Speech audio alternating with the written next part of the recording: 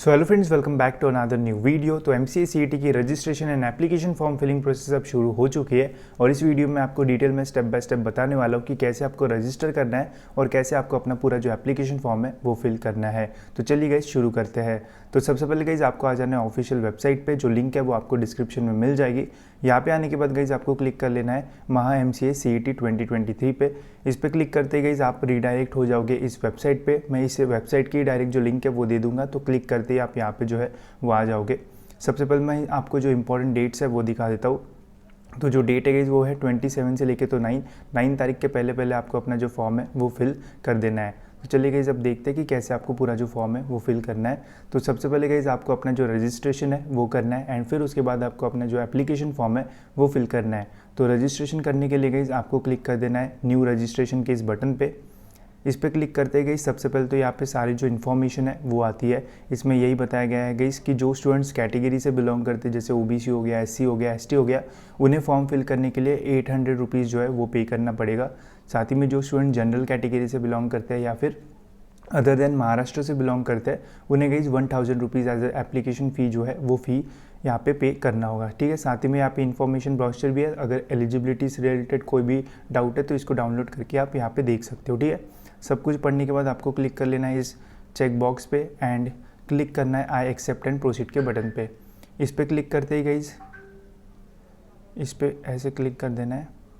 ठीक है, फिर इस पर क्लिक करने के बाद आपको यहाँ पे सारी जो इन्फॉर्मेशन है वो फिलअप करना है। सबसे पहले गाइज यहाँ पे पर्सनल डिटेल्स। ठीक है, पर्सनल डिटेल्स में आपको कैंडिडेट जो नेम है वो 12th के मार्कशीट पे जैसे आपका नाम होगा उसी के अकॉर्डिंग यहाँ पे आपको अपना जो नाम है वो फिल कर देना है। फिर father's name, mother's name, gender और बाकी सारी जो डिटेल्स है वो फिल करना है। डेट ऑफ बर्थ ध्यान से डालना। ठीक है, 2023 डालना मत, ध्यान से डालना ताकि कोई भी प्रॉब्लम जो है वो आगे जाके ना हो। फिर नेक्स्ट है गाइस परमानेंट एड्रेस। एड्रेस को आपको 2 या 3 लाइंस में जो है वो डिवाइड करके यहाँ पे फिल करना है। साथ ही में जिन भी बॉक्सेस के आगे ऐसे स्टार का निशान है उन्हें गाइस आपको कंपलसरी जो है वो फिल करना है। फिर नेक्स्ट यहाँ पे स्टेट, डिस्ट्रिक्ट, तो पहले स्टेट डालना, फिर डिस्ट्रिक्ट, फिर तालुका, देन विलेज, ऐसे डालोगे तो आपको कोई प्रॉब्लम नहीं आएगा। फिर पिन कोड एंड अगर आपका परमानेंट एड्रेस सेम है तो यहाँ पे आप डायरेक्ट जो करस्पॉन्डेंस पे क्लिक है वो कर सकते हो। यहाँ पे रिफिल जो है वो हो जाएगा। अगर कुछ डिफरेंट है तो यहाँ पे आप मैन्युअली जो है वो फिल कर सकते हो। फिर नेक्स्ट है mobile number and email address. Mobile and email ऐसे डालना जो कि शुरू हो, क्योंकि इसके ऊपर ही आपको ओटीपी मिलेगा, तभी जाके आपको अपना जो एप्लीकेशन नंबर है वो मिल पाएगा। तो ये कर देना है एंड देन यहाँ पे आपको अपना एक जो पासवर्ड है वो सेट कर देना है। पासवर्ड में एक capital letter, small letters, numbers and जो स्पेशल सिग्नेचर साइंस है वो डालना है और 8 to लेकर तो 13 कैरेक्टर के बीच में आपका जो पासवर्ड है वो रहना चाहिए। फिर सिक्योरिटी की में ये की डाल के जो है वो सेव एंड प्रोसीड पे जो है वो आपको कर देना है क्लिक। तो सेव एंड प्रोसीड पे जैसे ही गाइस आप क्लिक करोगे तो आपको एक जो ओटीपी है वो आएगा। आपको टेक्स्ट मैसेज के थ्रू जो है वो ओटीपी आ सकता है या फिर ईमेल पे भी आ सकता है।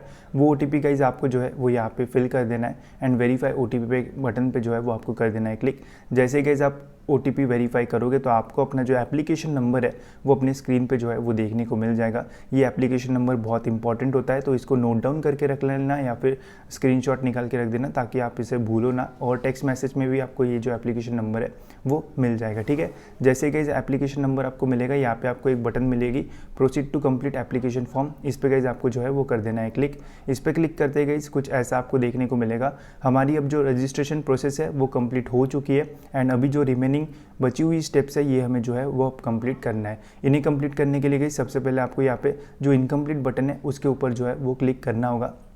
जैसे ही उसके ऊपर क्लिक करोगे तो सबसे पहले आएगा guys domicile and category details. ठीक है, तो यहाँ पे आपको ध्यान से सारी जो डिटेल्स है वो डालना है।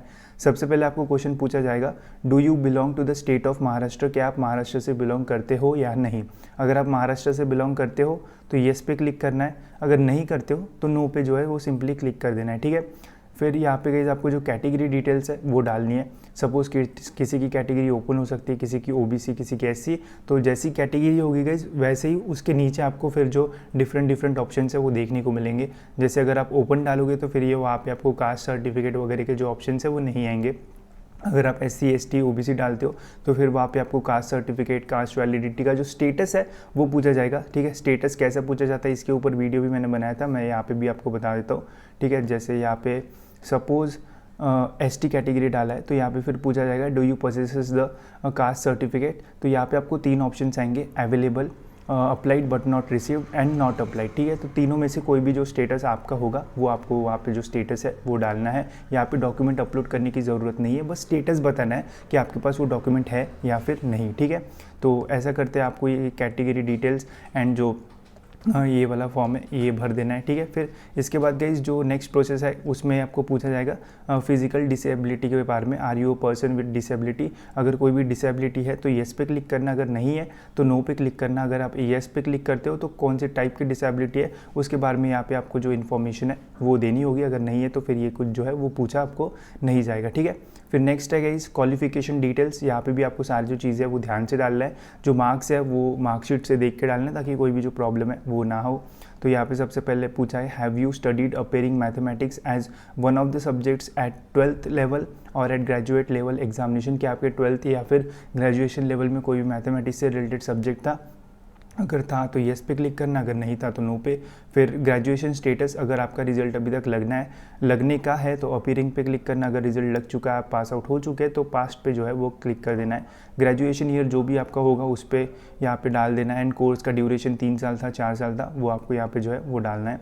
फिर यहाँ पे आपको ग्रेजुएशन ब्रांच डालना है। अगर आपकी ब्रांच आपको लिस्ट में नहीं मिलती है तो वहाँ पे अदर पे क्लिक करके मैन्युअली जो है वो आप फिल कर सकते हो। एंड जिस भी कोर्स से आपने क्वालिफिकेशन किया है उसका पूरा यहाँ पे जो परसेंटेज मार्क्स ये जो है वो यहाँ पे आपको जो है वो डालना है एंड सेव एंड प्रोसीड पे जो है वो कर देना है क्लिक, ठीक है। यहाँ पे ध्यान से चीज़ें डालना ताकि प्रॉब्लम ना हो आगे जाके।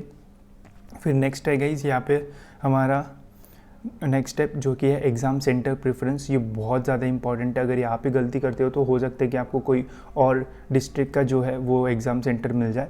तो सबसे पहले तो यहाँ पे है सिलेक्ट स्टेट फॉर महा MCA CET एग्ज़ाम सेंटर, ठीक है। तो कौन सा स्टेट सिलेक्ट करना है वो आपको पहले यहाँ पे चूज़ करना है, ठीक है। यहाँ पे जैसे महाराष्ट्र चूज़ किया है, अब महाराष्ट्र में कौन से डिस्ट्रिक्ट में आपको सेंटर चाहिए वो आपको यहाँ पे जो है वो डालना है, ठीक है। 4 प्रेफरेंस मिलती है मैक्सिमम टाइम, फर्स्ट प्रेफरेंस जो हम डालते हैं वही जो सेंटर है वहाँ पर हमें जो है वो मिलता है। तो जहाँ पे आप रहते हो उसे फर्स्ट प्रेफरेंस डालना, जैसे यहाँ पे अमरावती डाला है, ठीक है। फिर यहाँ पे अकोला डाला है, फिर औरंगाबाद डाला है एंड फिर भंडारा डाला है, ठीक है। तो जो आप सपोज़ आप नागपुर में रहते हो तो नागपुर पहला प्रेफरेंस डालो, उसके आसपास अमरावती है, फिर भंडारा है, जो भी है जो आसपास है वो फिर जो है वो वैसे डालो। बट जो जहाँ पे आप रहते हो उसको जो है एज अ फर्स्ट प्रेफरेंस डालना, मैक्सिमम चांसेस है कि वही आपको जो है वो मिलेगा। एंड फिर सेव एंड प्रोसीड पे जो है गाइस वो आपको कर देना है क्लिक, ठीक है। सेव एंड प्रोसीड पे क्लिक करने के बाद आपको फिर आएगा अपलोड फोटो एंड सिग्नेचर का ऑप्शन।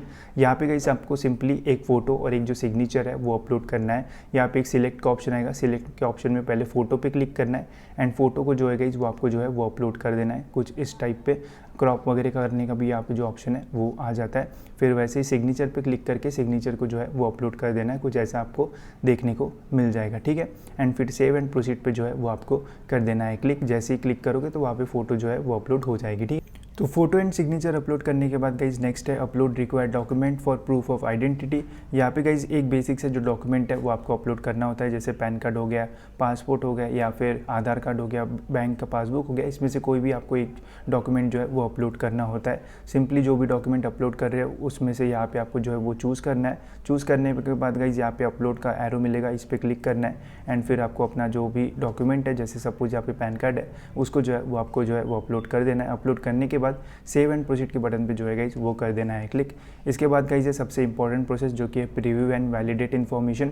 इसमें गाइज जो भी आपने फॉर्म भरा है वो पूरा जो है वो आपको देखने को मिलेगा। सारी स्पेलिंग मिस्टेक्स और बाकी सारी जो चीज़ है वो चेक कर लेना एक बार, ताकि फॉर्म भरने के बाद ऐसा ना हो अरे यहाँ पे गलती हो गई वहाँ पे गलती हो गई। तो प्रीव्यू में सारी जो चीज़ें है वो चेक कर लेना। अगर सारी जो चीज़ें है वो आपको सही लगती है उसके बाद गाइज फिर आपको जो है वो प्रोसीड फॉर पेमेंट पे जो है वो कर देना है किट। इस पर क्लिक करने के बाद गाइज आपको जो भी फीस जो है वो अप्लाइड होगी वो आपको देखने को मिलेगी।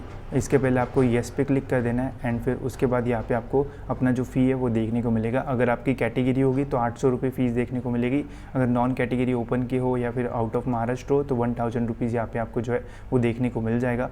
ये देख के यहाँ पे आपको सिलेक्ट के बटन पे क्लिक कर देना है एंड प्रोसीड टू पेमेंट पे जो है गाइज वो आपको कर देना है क्लिक। यहाँ पे गाइज आपको रेजर पे देखने को मिल जाएगा, रेजर पे के बटन पे क्लिक करना है, आई एग्री की टर्म्स एंड कंडीशन पे क्लिक करना है एंड प्रोसीड पे जो है वो आपको कर देना है क्लिक।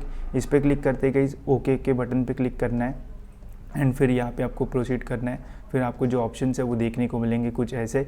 आपको यूपीआई से करना है तो वो कर सकते हो, कार्ड, नेट बैंकिंग, सारी जो चीज़ है वो अवेलेबल होती है। तो इनमें से कोई भी एक जो है वो चूज़ कर लेना एंड पे नाउ पे जो है वो आपको कर देना है क्लिक। जैसे ही आप पे करते हो गाइस पैसे, वैसे ही गाइस आपको एक जो नोटिफिकेशन है वो भी आएगा। साथ ही में गाइस यहाँ पे आपको प्रिंट एप्लीकेशन फॉर्म का जो ऑप्शन है वो मिल जाएगा।